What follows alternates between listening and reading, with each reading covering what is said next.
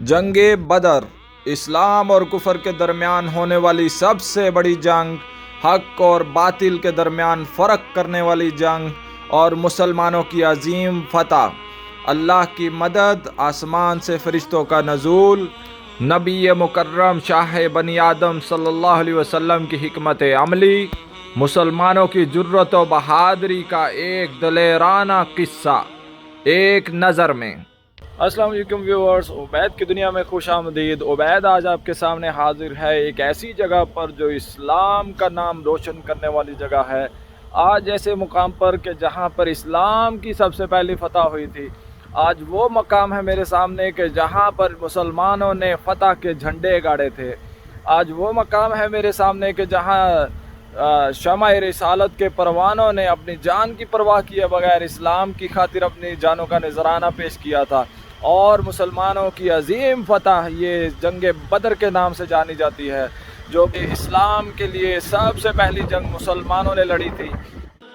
غزوہ بدر کا پس منظر آپ کے سامنے رکھتا ہوں کہ بدر دو سینڈ کی وادیوں کے درمیان میں ہے، جن کا نام ہے عدوۃ الدنیا و عدوۃ القصویٰ۔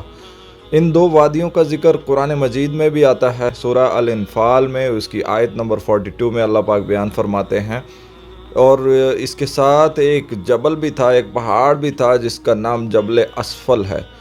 یہ دو وادیوں اور ایک جبل کے درمیان میں، ایک پہاڑ کے درمیان میں گھری ہوئی وادی ہے جہاں پر غزوہ بدر کا واقعہ پیش آیا۔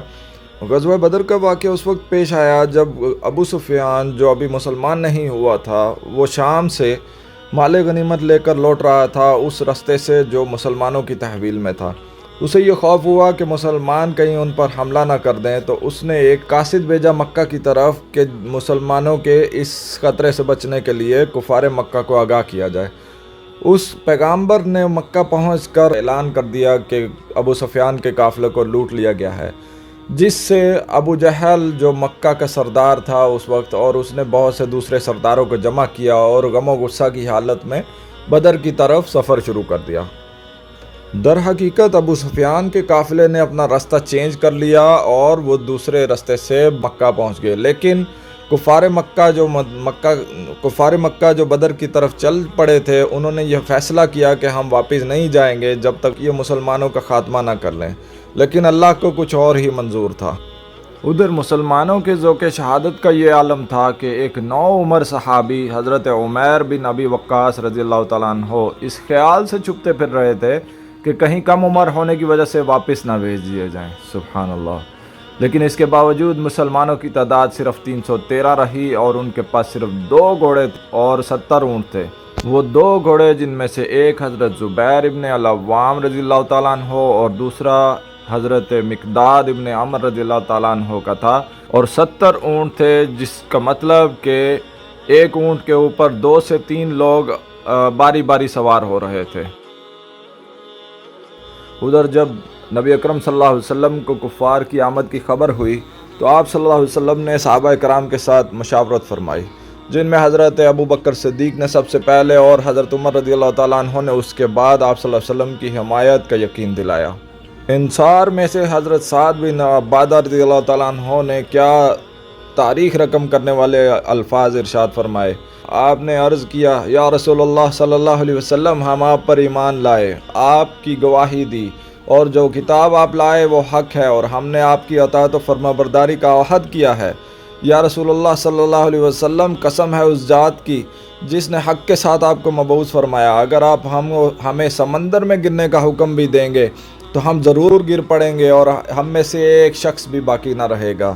اس کے علاوہ انصار میں سے ایک اور صحابی تھے حضرت مقداد رضی اللہ تعالیٰ عنہ، انہوں نے بھی یہ فرمایا، یا رسول اللہ صلی اللہ علیہ وسلم، ہم موسیٰ علیہ السلام کی امت میں سے نہیں، ہم ان کی طرح نہیں کہ جنہوں نے کہا تھا تم اور تمہارا رب دونوں لڑو، ہم تو یہاں بیٹھے ہیں، بلکہ ہم آپ کے دائیں بائیں آگے اور پیچھے آپ کے ساتھ لڑیں گے۔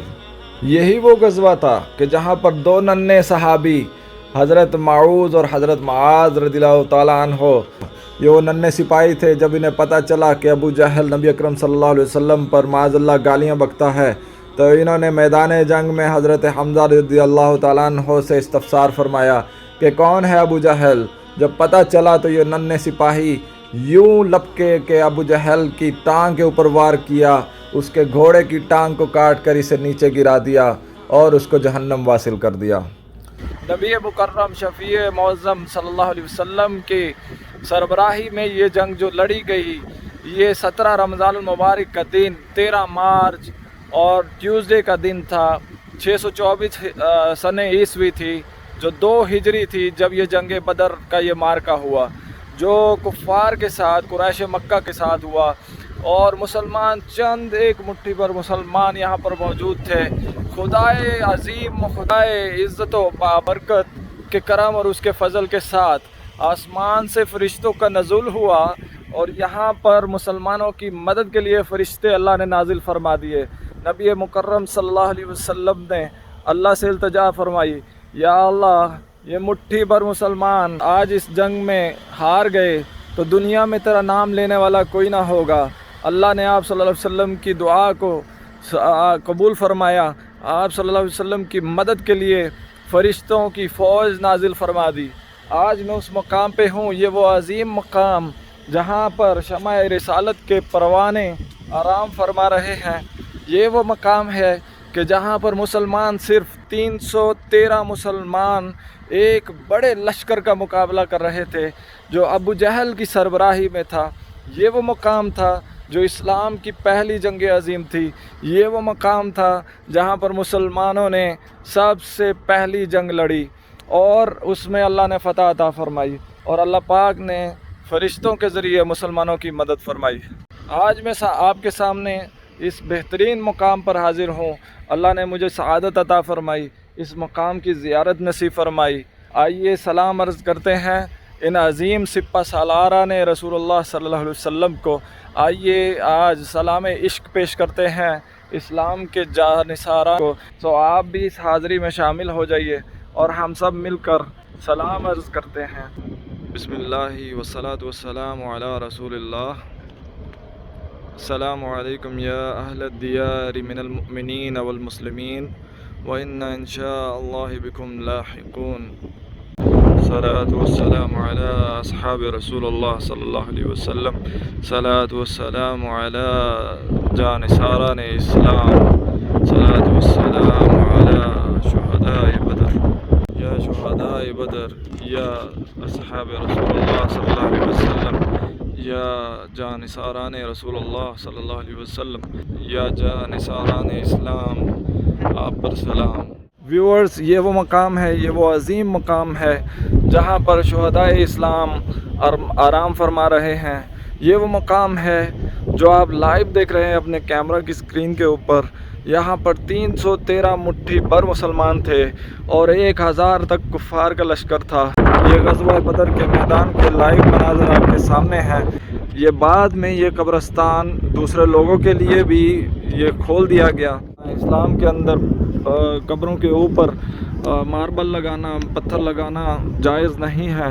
इसी बिना पर यहाँ पर आप देख सकते हैं ये जो छोटे छोटे पत्थर छोटे छोटे ये रखे नज़र आ रहे हैं। यहाँ पर ये कब्रें हैं। ये बहुत से अहबाब इसमें आराम फरमा रहे हैं, जिनमें वो 14 जानिसारान रसूलुल्लाह सल्लल्लाहु अलैहि वसल्लम भी मौजूद हैं जो ग़ज़वा बदर के दौरान शहीद हुए इस्लाम की सरबुलंदी के लिए, जिन्होंने अपनी जान का नजराना पेश किया। यही वो मार्का है कि जहाँ पर अल्लाह ताला ने, जब मुसलमानों को ये खौफ था कि उनके ऊँट रेत की वजह से बीमार पड़ सकते हैं और उनके साथ खुशकसाली हो सकती है, तो अल्लाह ताला ने बारिश नाजिल फरमा दी।